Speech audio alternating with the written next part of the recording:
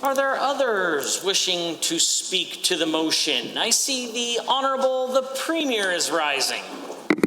Thank you, Mr. Speaker, for the opportunity to speak to this motion. Be it resolved that the Legislative Assembly unequivocally denounce the illegal blockading of Canada's core infrastructure, including but not limited to railways, pipelines, ports and roadways, and call for the law to be dutifully enforced without delay, close quotes. Mr. Speaker, I just got off a conference call with the Council of the Federation, the 13 premiers, moments ago to discuss in part this urgent issue.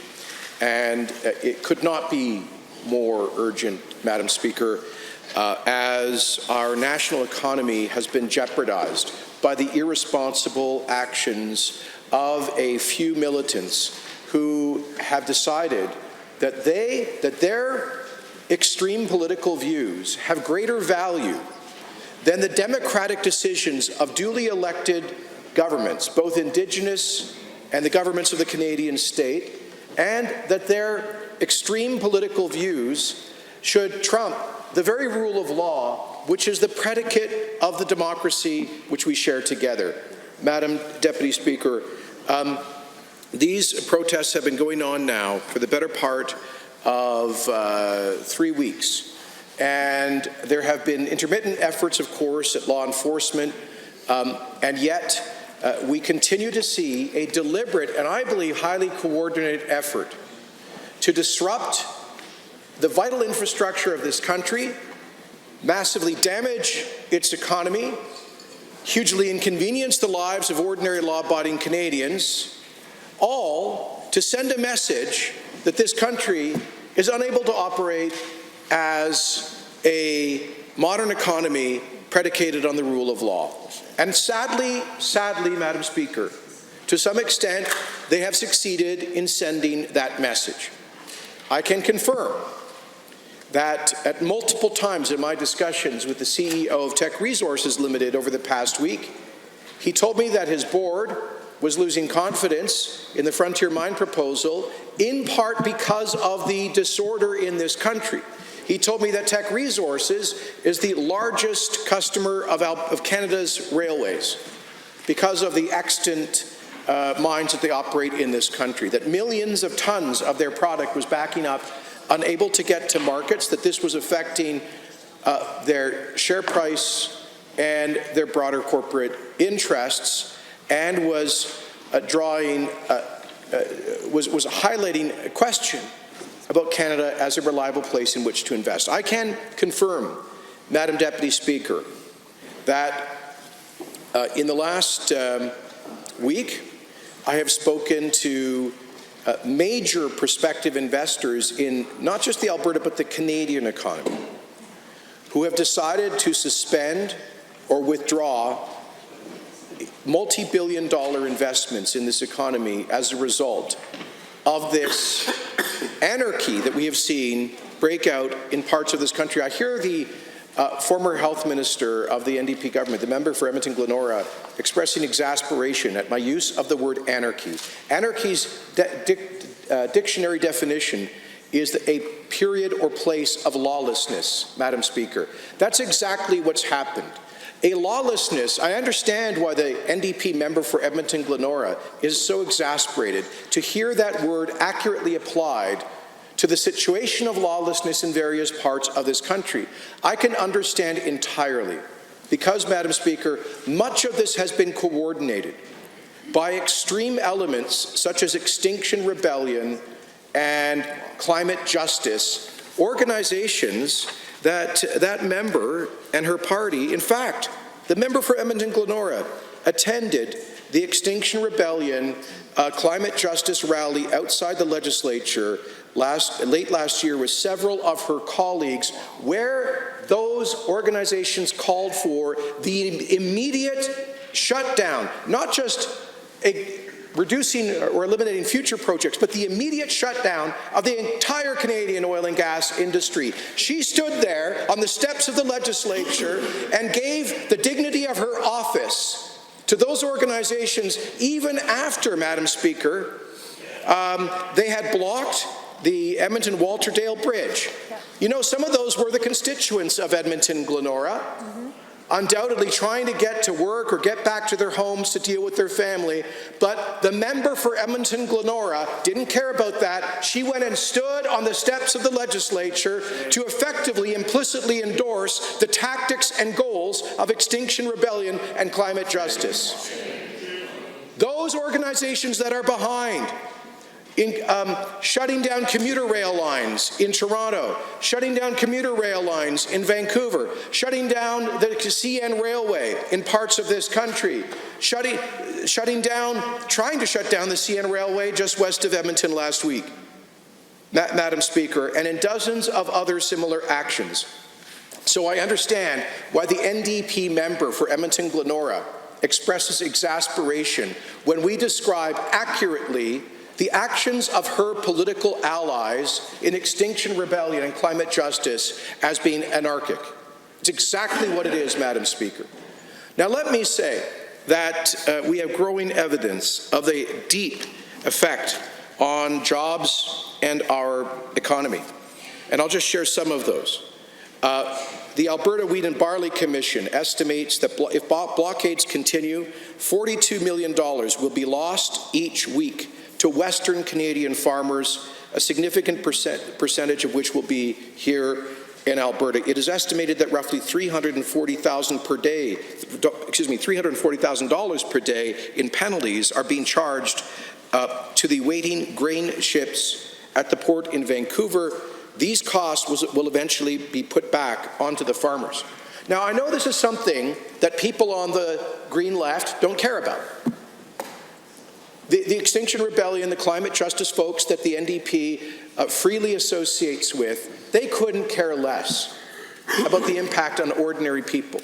They don't even understand how this works, even if they did care. You know, Madam Speaker, here's the bottom line for our farmers. They don't get paid until the grain is loaded and it's on its way to the ports. They have to pay the transportation costs. And if rail cars are backing up and the ships which they are supposed to load are backing up, the costs are inflicted back on our farmers at a really tough time. I see the Minister of Agriculture and Forestry, who knows what I'm talking about. It's been a couple of very tough years in terms of market access, weather and other issues, and this is the last thing that our farmers need being created by this anarchy. We have the Canadian Federation of Independent Business says that a manufacturing member in Alberta uses steel that is shipped by rail, and if the blockades aren't lifted, quotes, the business owner told us that he can last only 30 days before being forced to lay off almost 400 employees. Wow. That's just one business in Calgary, Madam Deputy Speaker.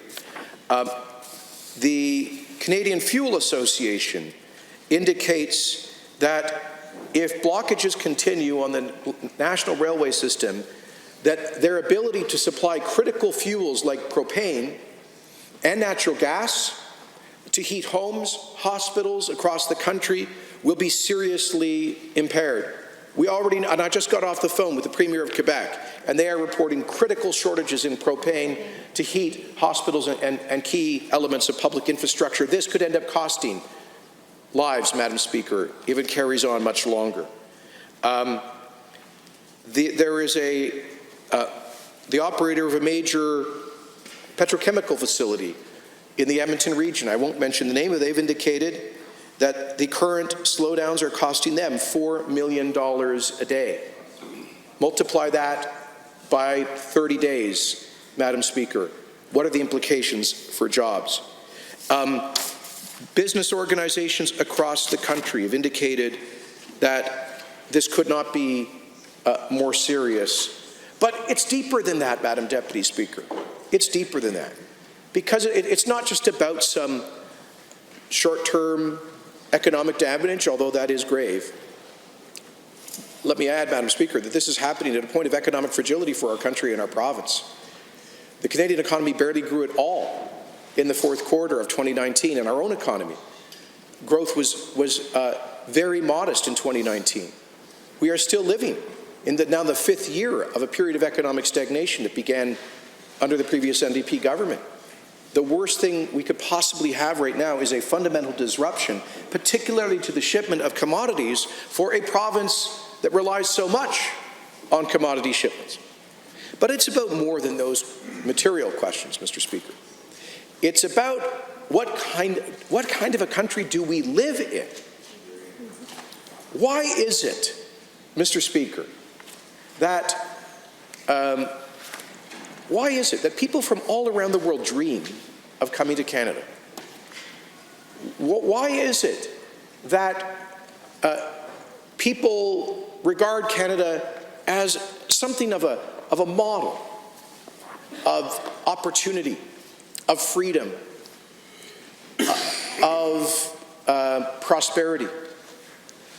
Well, if we were to identify one single factor, Mr. Speaker, it is this: the rule of law. It's interesting. Sometimes when I use that phrase, I get mocked by New Democrats on social media.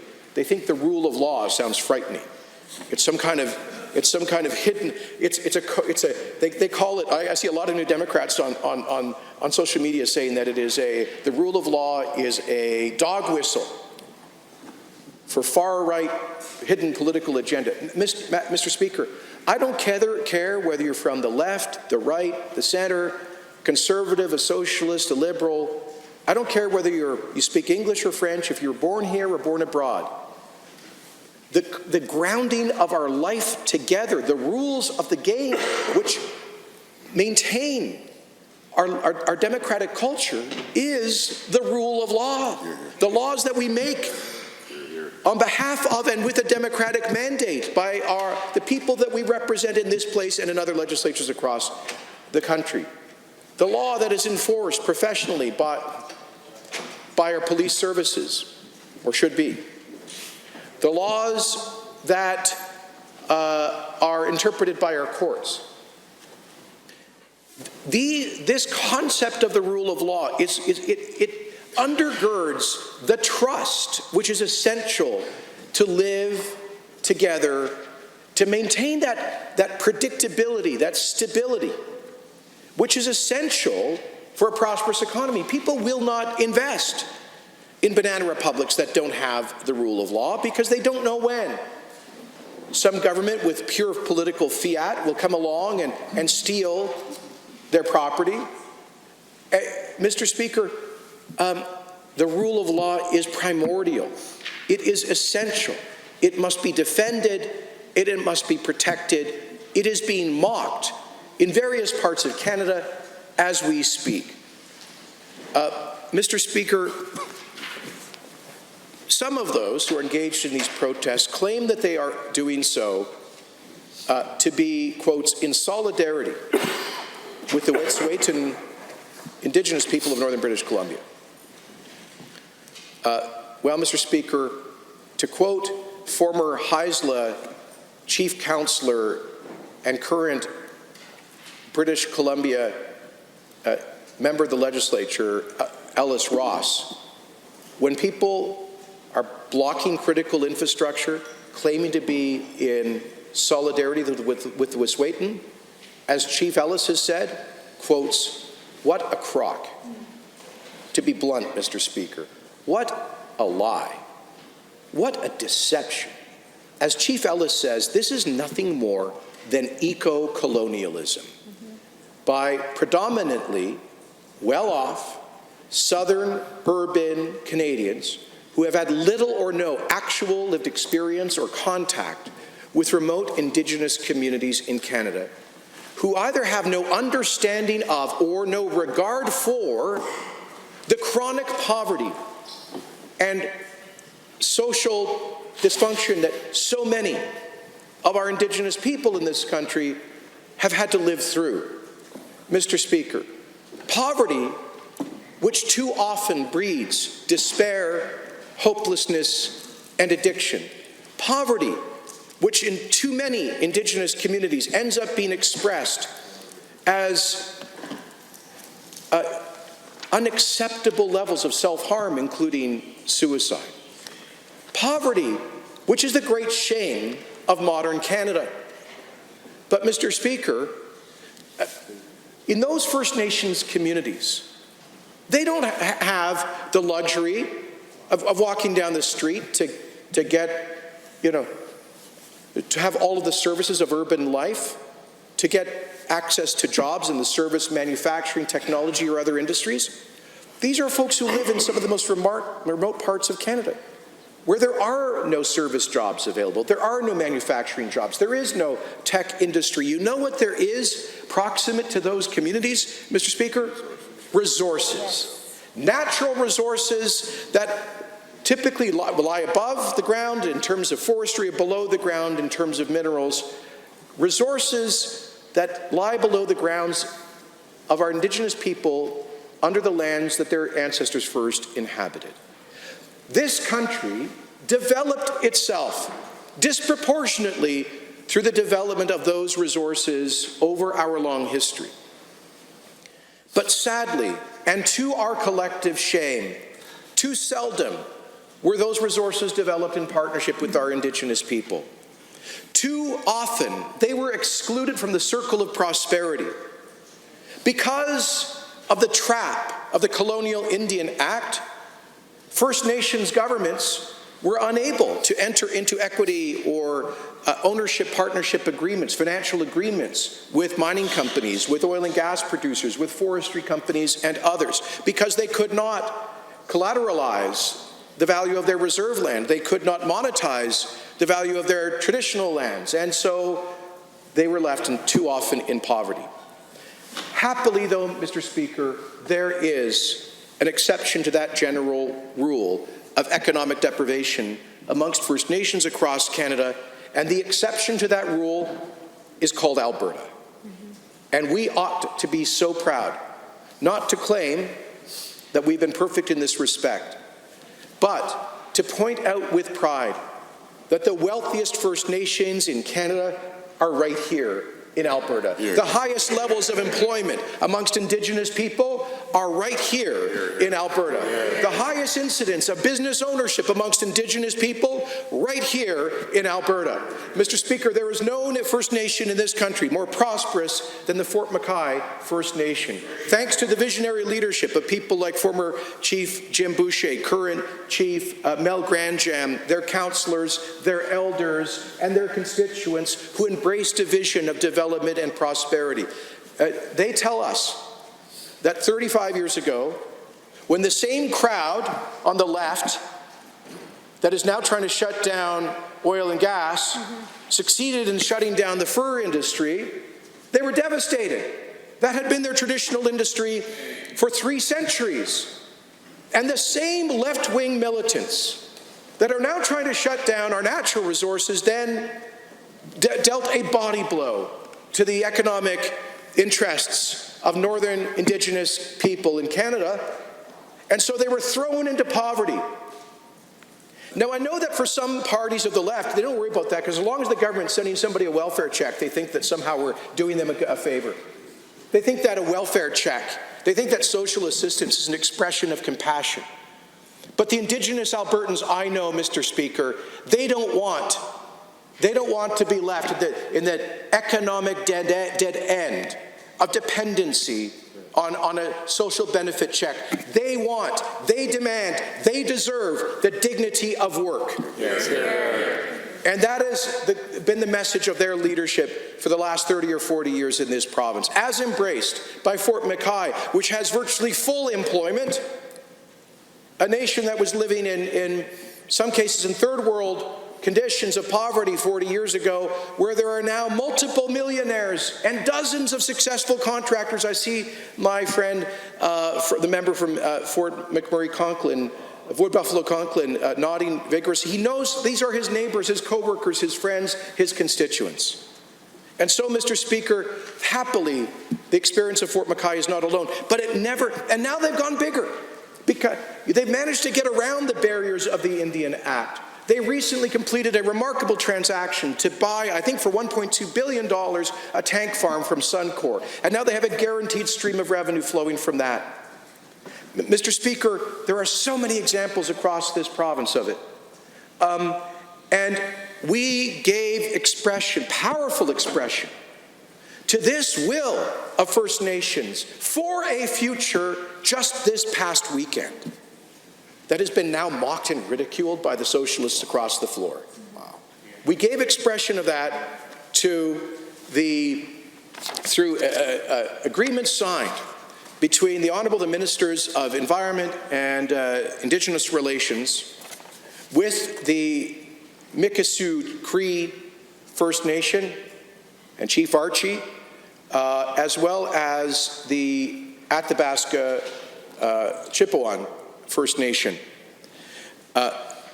This government spent months working with those nations to develop agreements to remove their outstanding objections to the prospective frontier mine, including entirely legitimate concerns about environmental impacts on wildlife, for example, on their traditional territories. This minister next to me, Mr. Speaker, and his officials worked around the clock to find practical solutions, including co-management agreements for the Ronald Lake bison herd, including funding to support environmental monitoring to be led by those Indigenous communities. And, Mr. Speaker, the agreements we signed on the last week with those First Nations was a tremendous validation of the vision of this government to create the Indigenous Opportunities Corporation, backstopped by $1 billion of the faith and credit of Alberta's Crown to facilitate Aboriginal co-ownership of and financial participation in major resource projects to solve the problem created by the Colonial Indian Act. And thanks to that leverage, we were able to work out the outlines of a deal where there would have been a permanent flow of revenue to Mikisew Cree and Athabasca Chipewyan. Now, it is worth pointing out, Mr. Speaker, that traditionally, historically, the Athabasca Chipewyan Nation, under Chief Adams' leadership, has publicly been the most skeptical about oil sands development. And yet, that nation signed an agreement in which they said, given the recent discussions with the Government of Alberta and their fresh and positive approach, we reconfirm our support of the Frontier Project and encourage the Canadian government to do the same. Through collaboration and innovation, I am pleased to announce that we have come to an agreement with the Alberta government. That is the spirit of reconciliation, Mr. Speaker. We hear a lot of talk about reconciliation, but I'm sorry, I'm just going to say it like it is, Mr. Speaker. These left-wing activists raising money from Europe and the United States to block our infrastructure, what are they actually trying to do? They are trying to lock our Indigenous people into perennial poverty. And we will not let them get away with that. Ostensibly, the efficient cause of all of this is the Coastal GasLink project in British Columbia. Let me how much time do I have? 90 minutes. Okay. Sorry, folks. I know there's a cabinet committee meeting starting. We'll just delay it. Mr. Speaker, let me tell you a little story here. 2013, I was the federal employment minister, and I was asked to go and help to deepen Indigenous support for major resource projects in BC. At the time, there was multiple pipelines, multiple LNG, other projects. So I started in Kitimat, meeting with then Chief Councillor Ellis Ross of the Haisla, and then I went up to Houston in the heart of Wet'suwet'en territory, and they held I was so honored. The Wet'suwet'en elders and matriarchs held a potluck in my honor to welcome me and to thank me for bringing an offer of additional training support so their young people could go from poverty to prosperity. And I worked my way up through Burns Lake to Prince George, up to Fort St. John. I spent an entire, 8 days meeting with Indigenous leaders, with elders, with grassroots Indigenous people.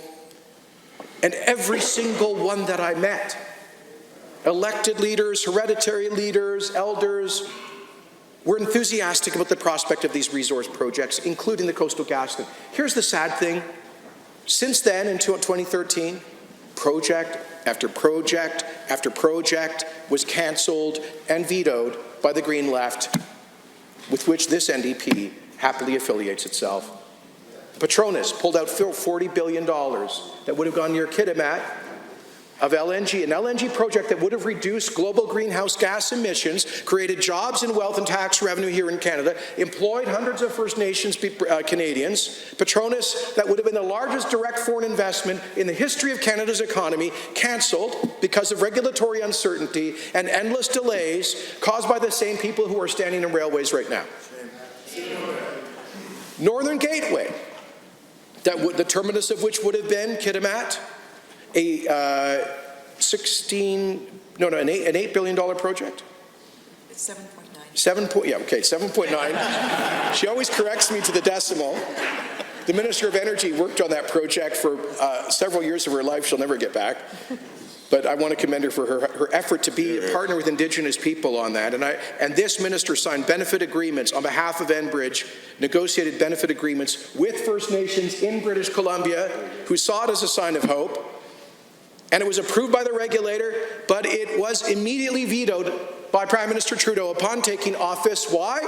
Because he owed a political debt to the Green left, who insisted that it be shut down, slamming the door on jobs and opportunity for Indigenous people. And project after project, it is estimated about $150 billion of prospective capital investment. Just to put that in perspective, that's like 3 times the annual Alberta budget. That's what our country spends on defense in like 5-6 years. That's the GDP of a small country, $150 billion. Cancelled, most recently the $20 billion from Teck. All of that, the desired, deliberate outcome of this campaign to landlock our energy. And by the way, as I pointed out in speaking today to the the Indian Resource Council, their AGM is being held in Calgary. I was honored to be their keynote speaker this morning. I was honored to receive a standing ovation from hundreds of Indigenous leaders and chiefs from across the country for saying there what I'm saying here today. Mr. Speaker, why, and by the way, why don't they get their voice share on the CBC and in the media, Mr. Speaker? Why are they ignored? Mr. Speaker, they are so frustrated with how this is happening in our country. The point is, 2013, a potluck is held in my honor as an expression of solidarity with the Crown to find reconciliation through responsible resource development and infrastructure, through training and employment, through all of that. And now, project by project, it's being repealed. And guess what? $150 billion of investment that we lost. I gather that yesterday, Russia announced $150 billion. It's just a coincidence, but a remarkable one. $150 billion of new capital investment in Siberian oil field development. Wow. Russia just completed a major gas pipeline to China when we haven't been able to get one built through LNG. Mr. Speaker, or even within our own country. Mr. Speaker, none of this has happened by accident. None of it has happened by accident. And so here's my point. I was there in Wet'suwet'en territory. I was there in Houston. I met with the elders, the elected tribal councils, the matriarchs, the hereditary chiefs, and most importantly, I met with the grassroots young people who wanted to stay in their ancient homeland and have a future. Not a welfare check, but the dignity of work. And now they're wondering what's left for them. And Mr. Speaker, so those who claim they're acting in solidarity with the Wet'suwet'en, no, you're not. You're acting to trap them in poverty. Mr. Speaker, there have been all 20 elected First Nations councils in the Wet'suwet'en territory fully support the Coastal GasLink project. There have been, are they heckling on this? There have been 15 tribal council elections in the 5 main Wet'suwet'en lodges and communities in the past 6 years. All 15 of them returned pro-Coastal GasLink councils and chiefs. There have been grassroots consultations by those councils, which have shown as much as 85% grassroots support for these projects, in part because Coastal GasLink, which is operated by TC Energy, a great Alberta company, has committed to $1 billion in direct economic benefits for Northern BC First Nations, including hundreds of jobs. Right now, in Wet'suwet'en areas, there are 400 Indigenous workers ready to get to work on that project, mainly for Indigenous-owned contractors to get it built. So, and every one of the 20, from the Haisla all the way up to the Dene around Fort St. John, they all support this project. The NDP government in British Columbia supports the government. Our courts that have placed a great emphasis on the duty of the Crown to consult and accommodate First Nations have reaffirmed this project time and again. Our regulators have done so as well. Mr. Speaker, these, when I see these CBC and Toronto Star and other headlines, Wet'suwet'en solidarity, what a lie. Mr. Speaker, what a complete inversion of the truth. So that is why we have this motion here, Mr. Speaker. It's not just the economic impact, although that's critical. It's not just the undermining of the rule of law, but ultimately, one of the great moral causes of our generation and our time in this country is that of reconciliation with our Indigenous people. And let me say, Mr. Speaker, whether to misguided young Mohawk folk and out and around Belleville, who I'm sure are not aware of these facts, or whether those who are maliciously trying to misappropriate Indigenous voices and interests for their radical green left cause, for whatever reason, whatever may motivate them, our message is this, that the path of reconciliation does not and must not lead to poverty. Real reconciliation requires opportunity. For communities that do not have the advantages of modern economies, that opportunity lies through the development of resources. That is why we've created the Indigenous Opportunities Corporation. And that is why 14 for 14 Northeastern Alberta First Nations supported the Tech Frontier mine. That is why I received a standing ovation from hundreds of Indigenous leaders this morning on exactly this issue. That is why the law must be enforced. That is why I was proud to table yesterday the Defense of Critical Infrastructure Act in this place to add additional strict sanctions on those who are found guilty of purposefully blocking critical public infrastructure in this province. And that is why we must see action. Mr. Speaker, I was pleased the Prime Minister last Friday finally said that the blockades must end. And we've been pleased to see at least some expanded enforcement efforts in Ontario. But, Mr. Speaker, we must collectively send a message that this law-breaking, job-killing activity that is damaging the dream of reconciliation, that is attacking the democratically expressed wishes of Indigenous people, this activity must end now. And that means our law enforcement agencies, who we all respect, must ensure that the law is enforced. Because if and when it is not, it is a validation of lawlessness and it encourages even more. And so, Mr. Speaker,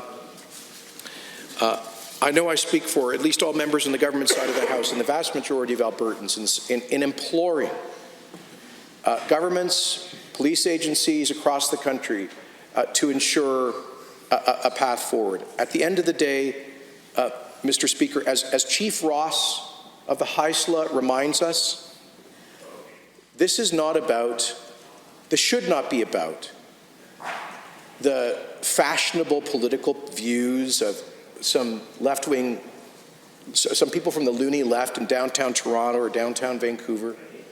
It shouldn't be about the the extremist agenda of extinction rebellion and climate justice to shut down the entire modern economy, an agenda with which the Alberta NDP seems happy to have associated itself with. No, no, no.